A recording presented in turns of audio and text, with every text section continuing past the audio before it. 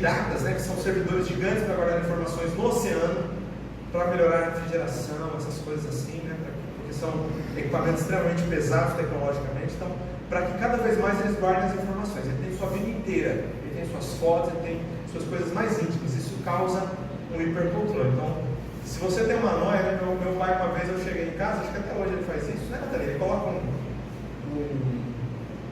uma fita, né, na webcam. Então, meu pai fazia isso, faz ainda, né? Ele coloca uma fita na webcam porque ele tem medo de que a pessoa acesse. Eu já zoei ele por isso. Você não vai acontecer não.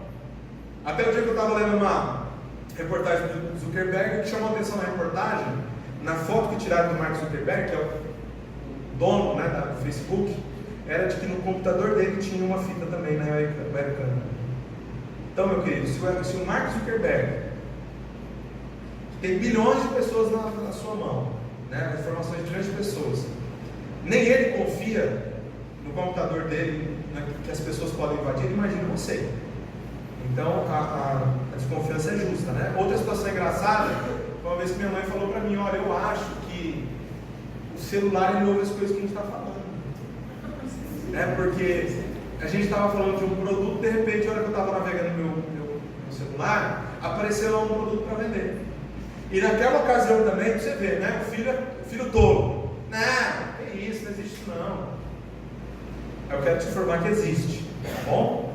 Então, se você quiser às vezes comprar um produto, você fala isso, conversa, o seu celular, você tem um microfone que capte isso, e daqui a pouquinho no seu Instagram, no seu Facebook, no Google, você vai começar a ver. Então, se você quiser comprar um produto, quiser pesquisar, é só você falar, tá bom? Só você falar perto dele. Tênis Adidas 41. Aí vai ter algumas propagandas. Isso não é brincadeira, tá? Isso já foi realmente comprovado.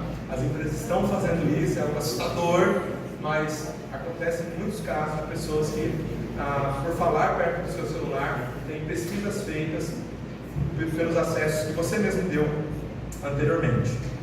Nós vemos aqui um dado interessante. Uma em cada 4 pessoas passam mais de 7 horas no smartphone por dia.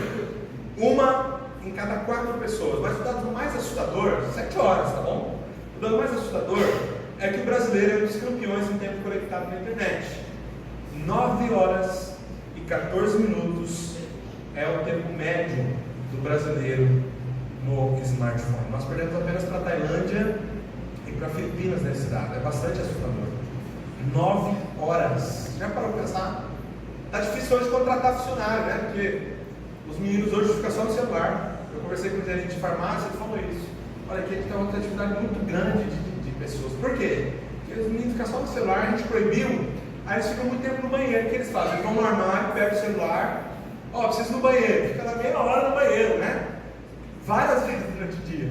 Então isso é um problema, né? Porque as pessoas realmente estão utilizando muitos smartphones.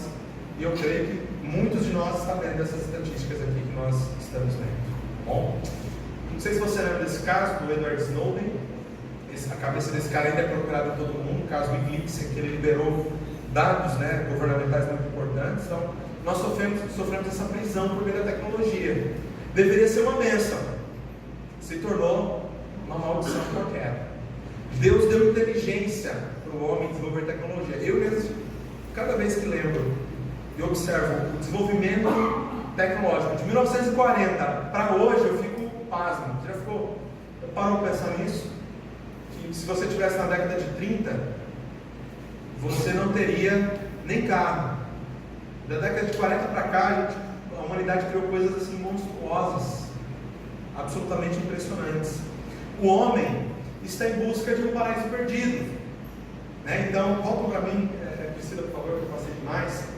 A tecnologia pode nos possibilitar viver um paraíso tal qual o Éden? Pode ter certeza que tem muitas pessoas buscando isso hoje. Muitas. Tentando reconstruir um mundo perfeito. Pessoas que estão tentando lutar contra a idade, com medo do que vem depois dessa da morte. Então elas estão tentando rejuvenescer, encontrar meios para renovar suas células, para permanecer vivas a maior quantidade de tempo possível. Congelamento de corpos, para quem sabe depois que alcançar uma tecnologia, a pessoa ser ressuscitada e poder continuar a viver. Então muitas pessoas estão fazendo isso, gente. É assustador.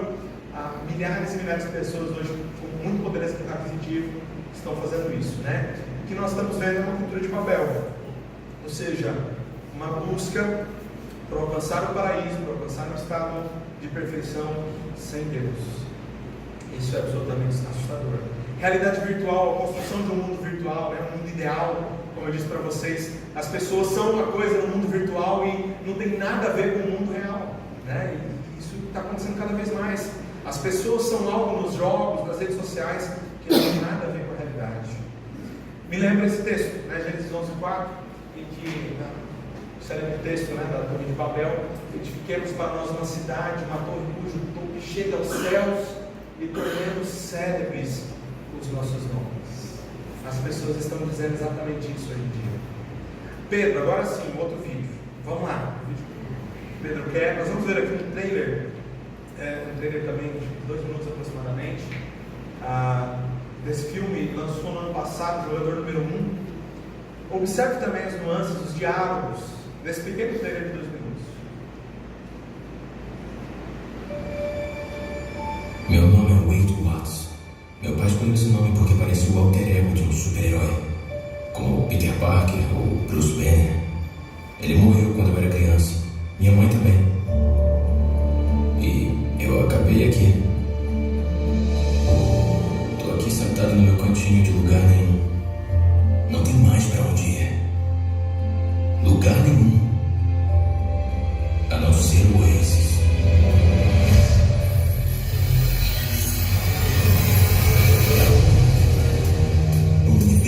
Inteiro virtual.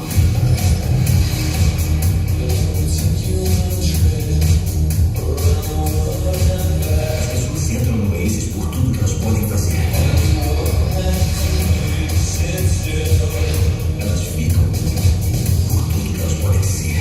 Você sente isso? Sim, é o único lugar onde eu me sinto alguém. O Oasis foi criação do James Halliday. Oi, se está assistindo isto, é porque morri. Eu criei um objeto oculto, um Easter Egg. A primeira pessoa que encontrar vai herdar $500 bilhão e o controle total do próprio Oasis. Quem é esse Máximo? Como é que ele tá bem? Encontrei ele. Isso não é só um jogo. É situação de vida e morte de verdade. O Oasis é o recurso econômico mais importante. Então isso é uma guerra para controlar o mundo.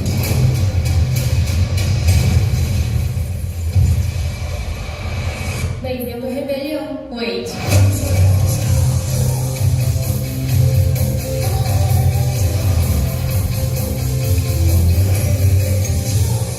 Como muitos de vocês, eu só vim aqui para fugir. Mas encontrei uma coisa bem maior do que eu mesmo. Estão dispostos a lutar? Ajudem a salvar o Oasis.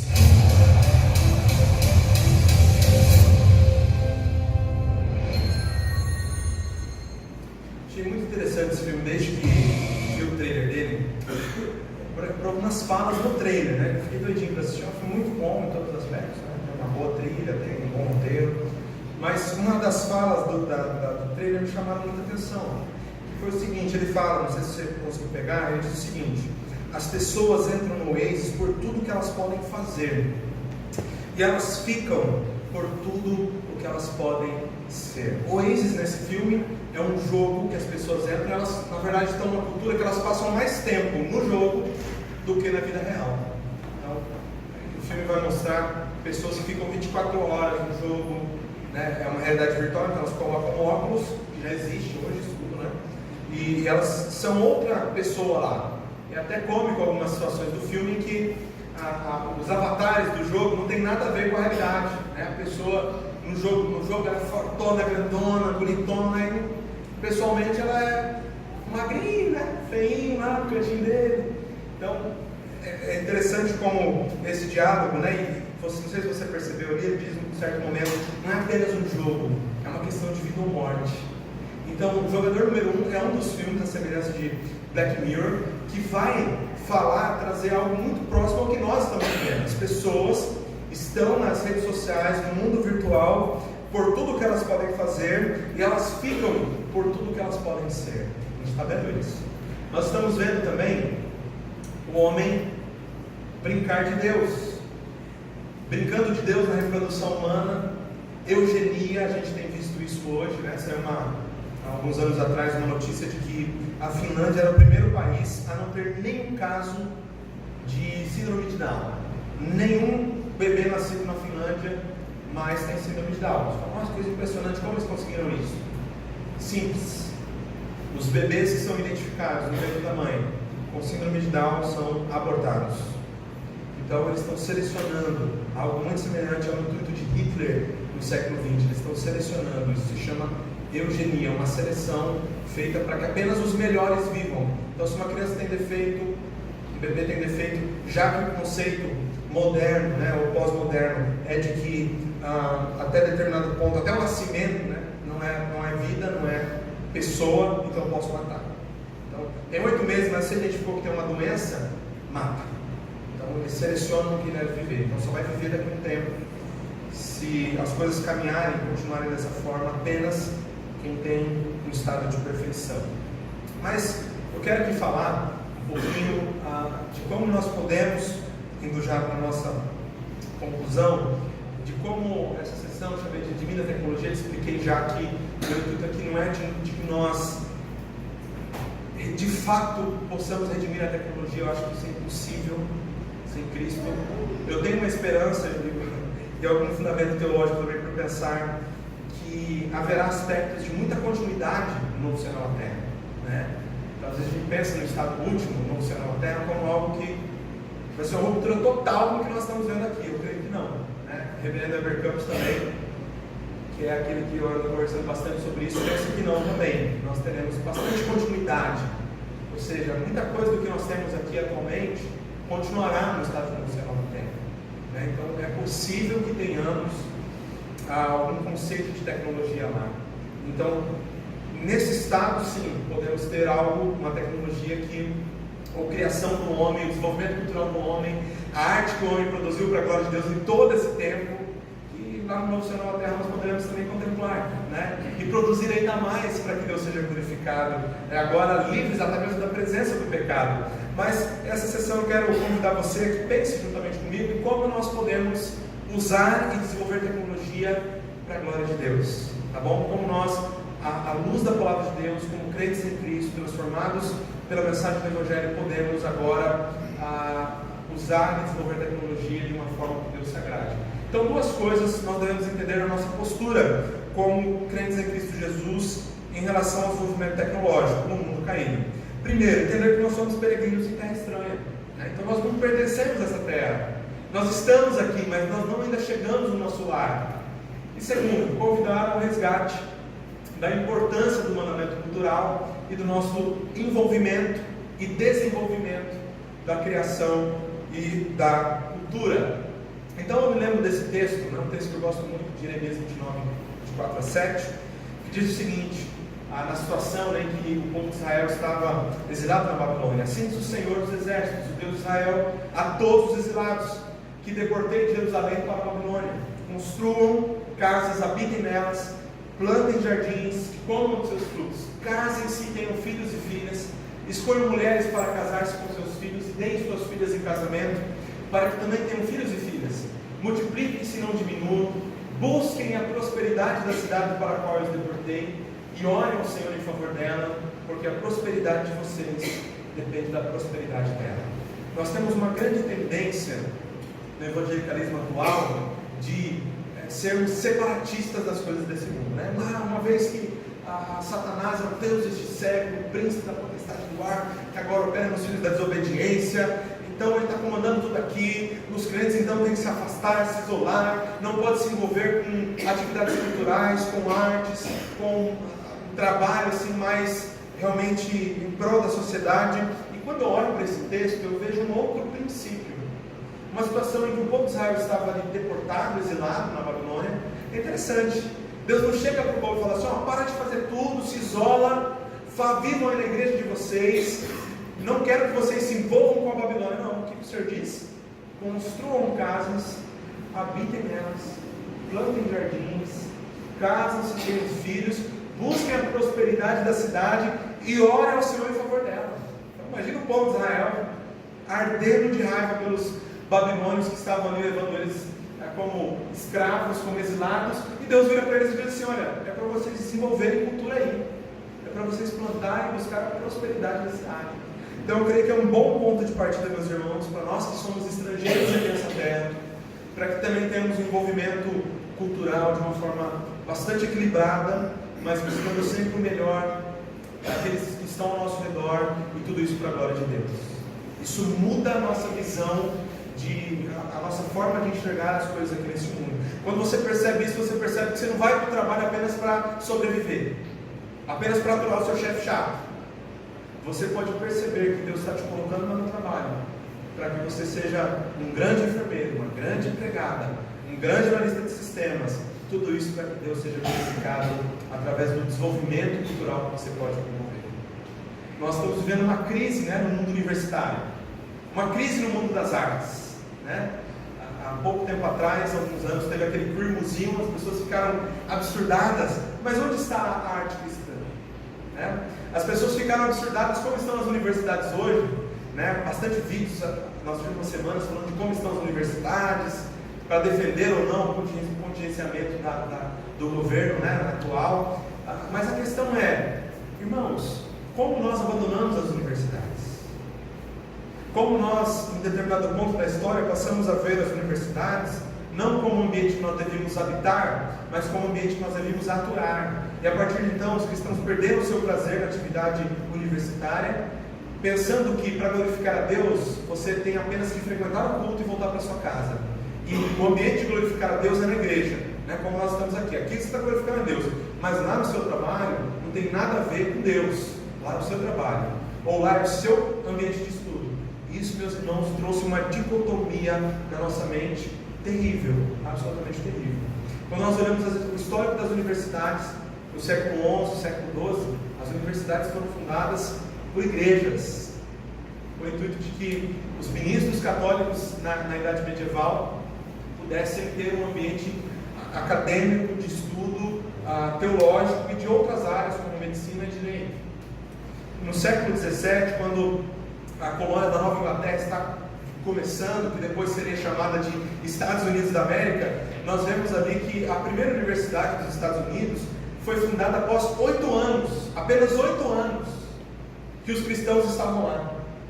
O nome dessa universidade não é tão conhecida hoje, mas talvez você conheça, se chama Harvard. A primeira universidade americana foi fundada por pastores cristãos, que fundaram a universidade e a escola de Harvard com o intuito de que os filhos dos cristãos tivessem uma boa educação, para que pudessem ser bons cristãos, ter uma boa leitura bíblica e pudessem aplicar a palavra de Deus a todas as áreas da vida. E a Universidade de Harvard nasceu, o seu primeiro curso foi teologia, para que também os ministros pudessem ter um ambiente de preparo para a obra do Senhor, e depois também para áreas que vieram a surgir, como medicina, direito e muitas outras, séculos depois, vieram a surgir com esse intuito. Hoje você olha para Harvard, ela é totalmente secularizada, Você olha hoje para uma universidade, Mackenzie, que nós temos aqui no Brasil, talvez seja a universidade que é de propriedade cristã mais importante, mas é uma universidade secularizada, Talvez tenhamos dificuldades de perceber hoje no Brasil ou no mundo qual universidade de fato é cristã ou demonstra ali os princípios cristãos. Uma coisa que me impressiona muito na Mackenzie, quem já foi lá tem o prazer de ver que eles estão lutando por isso, o reverendo David Charles Gomes, a Felipe Fontes, que está na consultoria, no conselho, o Solano Portela, que está no conselho administrativo da universidade, tem esse sonho de resgate, mas é muito difícil, porque uns anos atrás, centenas de anos atrás, nós cristãos abandonamos esse ambiente. E hoje nós entramos naquela universidade lindíssima e vemos lá, sempre nós vemos um provérbio em cima da sala. Já viu lá, Marcos? Estava lá semana passada para ver? Você vê uma placa com textos da palavra de Deus, coisa maravilhosa, mas os estudantes lá estão odiando aquilo, odiando. E poucos cristãos lá de fato estão fazendo algo para a glória de Deus e encarando o seu estudo universitário para a glória de Deus. há um intuito de resgate das universidades, mas onde estão os cristãos para pensar como cristãos? Então, irmãos, nós somos chamados por Cristo não apenas para viver no reduto do ambiente eclesiástico. Nós somos chamados para glorificar a Deus em todas as áreas da nossa vida. Jesus é Senhor sobre toda a criação. E o desejo de um cristão deve ser reverberar isso no seu dia a dia, mostrando que de fato Cristo é Senhor da sua vida, no trabalho, na escola, no seu estudo, na sua pesquisa acadêmica, seja onde for. Então eu quero encorajar que você viva dessa forma. Nós não somos estrangeiros aqui nessa terra, sim, nós somos, mas como disse Nancy Pierce, se Deus não desiste da obra de suas mãos, nós também não devemos desistir, né? Devemos avançar com a cultura, entendendo que não devemos amar o mundo, como diz o texto de 1 João 2,15, e que somos, né, cidadãos dos céus, mas devemos avançar. Eu te pergunto, isso é difícil? Isso é muito difícil, mas o caminho continua estreito, né? O desafio está feito, né? Está aí para nós pensarmos nisso. Nesse Cristo diz o seguinte: nosso chamado não é somente ganhar o céu, nosso chamado também é cultivar a terra, não só salvar almas, mas servir a Deus pelo trabalho que fazemos, pois o próprio Deus está comprometido no trabalho de salvação, graça especial, e no trabalho de conservação e desenvolvimento de sua criação, graça comum. Algumas aplicações práticas para nós pensarmos nisso. Para quem aqui trabalha na área de engenharias, tecnologia, eu até poderia incluir aqui a área de saúde, a biomedicina, a biotecnologia está avançando muito, né? Então, primeiro, devemos utilizar as tecnologias de forma equilibrada, nem exagero e vício e nem menosprezo. Talvez pelos tantos problemas que eu te apresentei aqui hoje, você falou, nossa, eu vou acabar com o meu celular, né? Duvido você conseguir fazer isso. Então, busca esse equilíbrio no uso da tecnologia, né? Porque, como você percebeu, está em todo o nosso dia a dia. Nós estamos utilizando a tecnologia na comunicação, para você ouvir melhor minha voz, para projetar essa imagem. No seu bolso aí, né, tem um celular, uma coisa assim. Então, estamos envoltos de tecnologia. Segundo, desenvolver tecnologia para a glória de Deus. Quem está na área das tecnológicas, das exatas, desenvolva tecnologia para a glória de Deus, né? Não veja isso apenas como um fardo que você tem que carregar, mas devemos exercer nossa tarefa cultural corandeu, diante da face de Deus. Tudo que nós fazemos diante da face do Senhor, na presença do Senhor. A tua vida não é apenas uma vida de adoração aqui quando você está cantando quebrantado, quando você está cantando, como é que é a música que a gente cantou aqui? Grande é o Senhor, mas grande é o Senhor deve ser exalado na sua vida todos os dias, durante todo o dia. Então vive uma vida corandeu, para a glória do Senhor. Cristãos das áreas de tecnologia da informação, ciência da computação, engenharias, nós devemos nos esmerar para que Deus seja glorificado como o produto do intelecto que Ele mesmo nos deu. Irmãos, quem está aqui em universidade, ou vai entrar em universidade, eu quero que você se esforce para mudar a mentalidade. No Brasil, nós queremos uma mentalidade seguinte: eu preciso fazer um curso para sobreviver. Quem faz os cursos mais concorridos parece que está com mais indisposição. Para que você faz direito? Eu nunca ouvi um cara falar assim: eu faço direito porque eu amo a arte do direito, as artes jurídicas, e eu quero glorificar a Deus fazendo e estudando direito como ciência, para que Deus seja glorificado na minha área, estudando e contribuindo, até mesmo para a vida da igreja, para a vida da sociedade. Difícil ouvir isso. Para que você está fazendo direito? Fazer concurso. Mas não é só quem faz direito não. Quem faz direito aqui não fica bravo comigo não, tá? Mas é o que eu mais ouço, porque direito, acho que não tem um concurso que não aceita direito, né? Para que você está fazendo medicina? Porque paga bem. Gente, cristão que pensa assim está pecando. Crente que estuda em universidade, está fazendo curso X, Y, seja lá qual for o curso, apenas como meio de sobrevivência, está pecando. Você foi chamado para desenvolver ciência, para desenvolver cultura, para a glória de Deus. E se você está desperdiçando o seu tempo lá na universidade, apenas querendo ganhar dinheiro, você está pecando. E uma das áreas que nós mais estamos sofrendo para recuperar como bandeira, impor na nossa bandeira de que Cristo é Senhor, é exatamente no campo intelectual. Eu realmente não tenho esperança de que isso seja feito de forma plena, mas eu creio que, olhando para a palavra de Deus, essa deve ser a nossa luta. né? Como Deus abençoou abundantemente o período, por exemplo, dos puritanos e alguns outros, eu creio que Ele pode nos abençoar. Independente se vai ser sucesso ou não o nosso empreendimento cultural, meus irmãos, nós temos que glorificar a Deus com o nosso intelecto. É uma das áreas que eu tenho visto mais nós pecarmos como igreja brasileira. A igreja brasileira é preguiçosa, a igreja brasileira é anti-intelectual, a igreja brasileira pensa dessa forma, extremamente pragmática para estudar. Tem algum retorno nisso? Não, nossa pergunta deveria ser: qual a minha contribuição aqui nesse mundo? Quando nós olhamos para áreas da ciência, irmãos, foram desenvolvidas por cristãos, né? Boyle foi um dos primeiros, foi o pai da química moderna, é um cristão. Quando nós olhamos para a nossa história, até recente, nós vemos que homens, servos de Deus, se desenvolveram ciência, pensaram filosofia, pensaram pedagogia, como João nos Comênios, apesar do que a pedagogia dele culminou, mas foi um homem piedoso que desejou desenvolver a sua pedagogia para a glória de Deus, né? Homens que desejaram desenvolver filosofia para a glória de Deus, direito para a glória de Deus. E hoje, onde estão os cristãos para fazerem ciência, para estudarem de forma séria para a glória de Deus? Então, que tenhamos cuidado. Deus nos deu uma mente e devemos fazer bom uso, devemos ter uma boa mordomia dessa mente, desse intelecto que Deus nos deu. Quero finalizar com uma citação de Abraham Kuyper. Ele diz o seguinte: que o mundo depois da queda não é um planeta perdido, agora destinado apenas a fornecer para a igreja um lugar onde continuar os seus combates. E a humanidade não é uma massa de pessoas sem rumo, que apenas serve ao propósito de dar luz ao eleito. Pelo contrário, o mundo agora, tanto quanto no princípio, é o teatro para as poderosas obras de Deus. E a humanidade ainda é uma criação de sua mão, e em seu desenvolvimento histórico deve glorificar o nome do Deus Todo-Poderoso.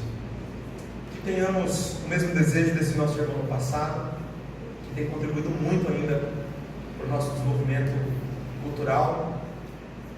Que enxerguemos o mundo, irmãos, como um teatro para as poderosas obras de Deus.